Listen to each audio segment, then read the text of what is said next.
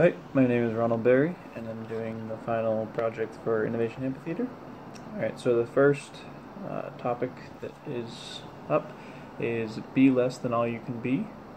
And the way that I see this is kind of like a small, simple, one-time use item that you can apply in many cases. So customers or consumers are always buying more and more of it, and they have to because it's a simple one-time use where you can kind of keep using it over and over and it wears out and stuff like that.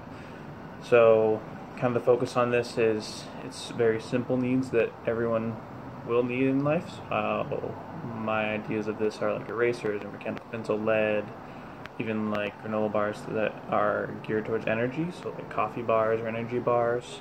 And then another one could just be like bookmarks, because you always lose bookmarks, and it's just things that people can kind of plug and play over and over in a lot of different cases and scenarios.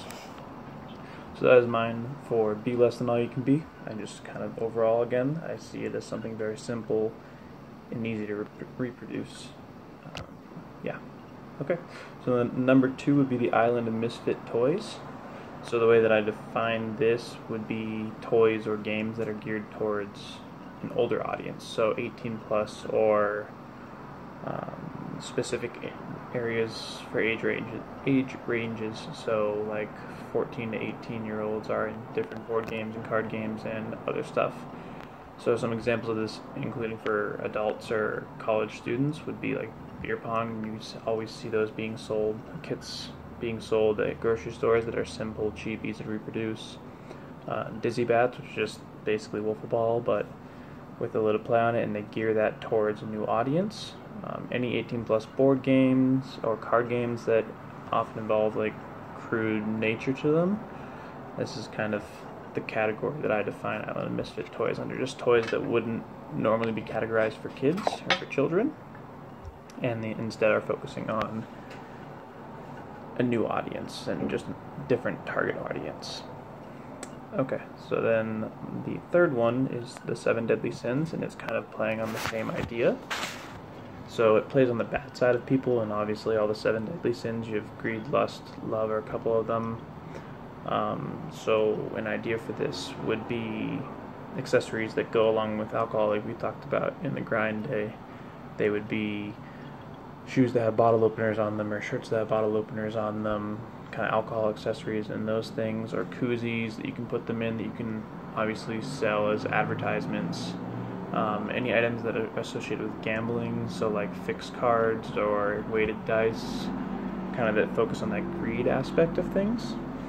And then finally, another thing that's very broad, general area is sex toys, and obviously there's a huge market around those, and there's a whole bunch of different players that are in it, and all these topics mainly just focus on the 7 deadly sins and areas that people usually hide from other people as well. Yeah, so that's what that one is. And then the fourth one is the most difficult for me to imagine or kind of come up with, would be the donut hole, not the donut.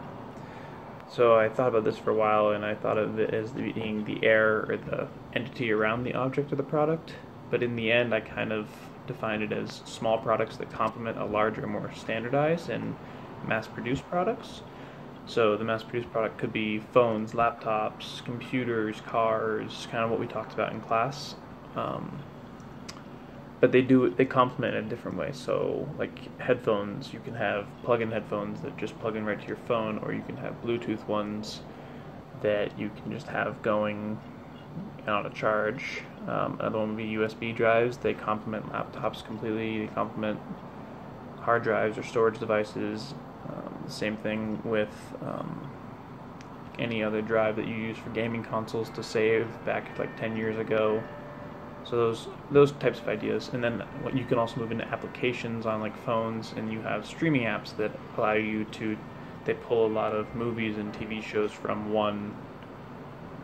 into one source from a lot of other different sources by paying for licensing purposes, and then you can access all of those on one application.